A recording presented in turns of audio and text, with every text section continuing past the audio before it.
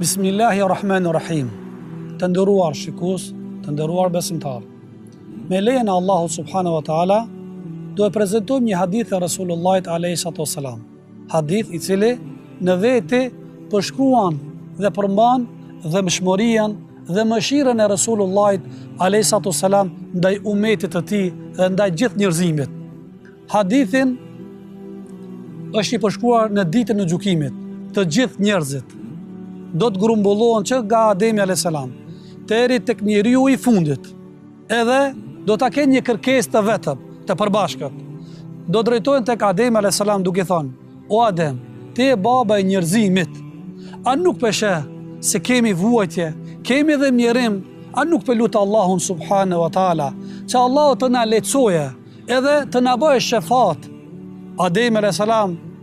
u akthen përgjigjen duke thënë: "Nefsi, nefsi, i kam hallët dhe brengat dhe dertet e mia." Shkoni tek Nuhi a.s. është i dërguar i parë. Shkojnë të gjithë njerëzit tek Nuhi a.s. Të njëjtën kërkesë ja prezantojnë Nuhi duke thënë: "O Nuh, ti je i dërguar i parë. A nuk peshe se çfarë vujtje dhe mjerimi kemi? A nuk pelut Allahun subhanahu wa taala, që Allahu të na lehtësojë këto dhimbje dhe këto brengat dhe këto mjerimet, edhe të na bëjë shefat deri në mësim." Të njëjtën përgjigje Nuhi a.s. do t'ia ktheje, do t'i thotë: "Nefsi, nefsi, i kam hallët dhe dertat dhe brengat e mia." Shkoni tek Ibrahimi a.s.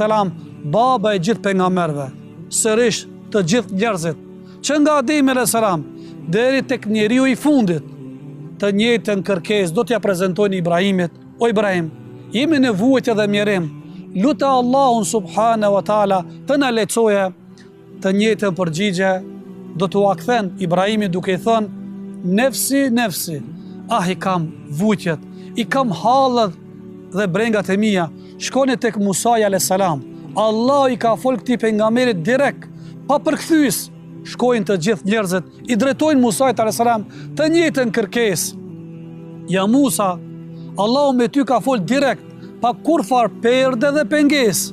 A nuk peshe se kemi vuajtje, kemi vështërsi, kemi hallet e tona, lutë Allahun që Allahu të na lehtësojë." Musai të njëjtën përgjigje do t'u akthen: "I kam hallet dhe brengat e mia, largonu nga unë." Shkoni tek Isai a.s. Sërish grumbullohen, shkojnë tek Isai a.s. Të njëjtën kërkesë ja paraqitjen, edhe Isai në gjon me vëmendje thotë: "Nefsi, nefsi, i kam hallet e mia, i kam brengat e mia, largonu nga unë." Po shkoni tek Muhamedi a.s. është pejgamber i fundit. Allahu ja ka falë mëkatat dhe të kaluarat edhe të ardhmët. Shkojnë të gjithë njerëzit me kërkesën e përbashkët, i drejtojnë Muhamedit a.s. "Ja Muhammed, Allah ti ka falë mëkatat edhe të kaluarat edhe të ardhmët. A nuk peshe se çfarë vuajtje kemi, çfarë tmerr dhe vështërsi kemi? Lutë Allahun subhanahu wa taala, Allahu të na lehtësojë edhe të na përfshije me shefatin dhe ndërmjetësimin e tij." E Muhamedi a.s.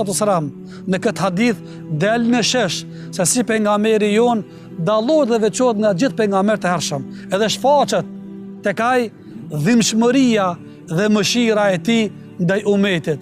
Në gjon me vëmendje këtë kërkesë, më pastaj shkon tek Allahu subhanahu wa taala, edhe bën një sejdë në anën e djathtë të arshit të Allahut. E bën një sejdë, do të qëndrojë në sejdë ashtu sa don Allahu subhanahu wa taala. E më pastaj Allahu do të thotë: "Ja Muhammed, ngrihu Muhammed, kërko se do të ipët, lyp se do t'i përgjigj nga kërkesës tane."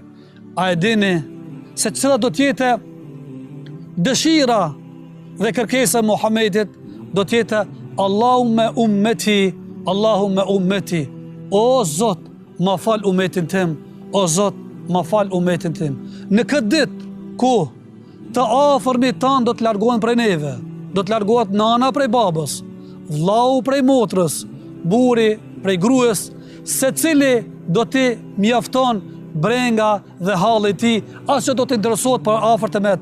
I vetmi pejgamber Muhamedi a.s.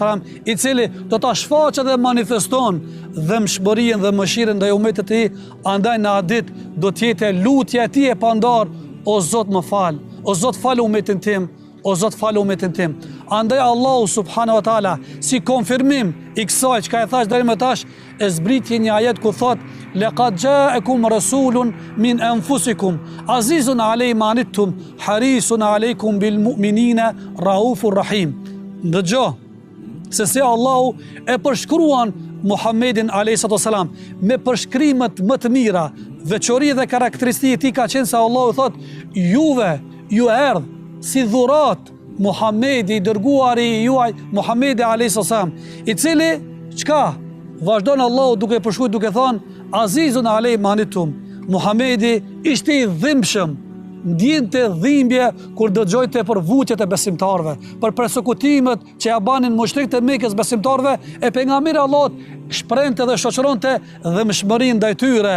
Harisun aleikum bil mu'minin, edhe ishte shumë i kujdesshëm, edhe kishte lakmi të madhe, ashtu ata që e donte për veti, që kishte dëshirë të jetë banori xhenetit, ata mundonte ta manifestonte dhe ta promovonte me tjertë. Raufur Rahim ishte edhe i butë, edhe i mëshirshëm.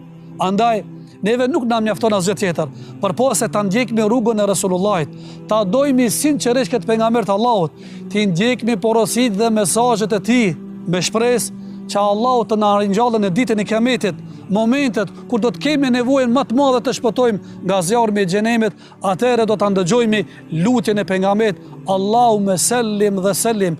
Edhe kur ta sheh pejgamberi Allahut, se si Allahu xhaleshanu do ta shpëtojë ummetin e tij, atëherë nuk do të meten në zjarr të xhenemit përpos mosbesimtarët. E Allahu do të drejtohet, do të thotë ja Muhammed, tash ai i kënaqur. Pejgamberi do të jetë i kënaqur nga se ummeti i tij vetëm se është fut në xhenet. Atëherë Allah do t'i thote o lesaufe yu'tika rabbuka fatarda, o Muhammed, unë do t'a jap atë ëndrrën tonë të hershëm, edhe ti do t'jesh i kënaqur. Kur do të jetë i kënaqur pejgamberi Allahut? Kur ta sheh ummetin e vet se do të jetë nga banorët e xhenetit. Allahu ju nderoft, Allah ju shpërbleft. Lutja jonë e fundit është walhamdulillahi rabbil alamin.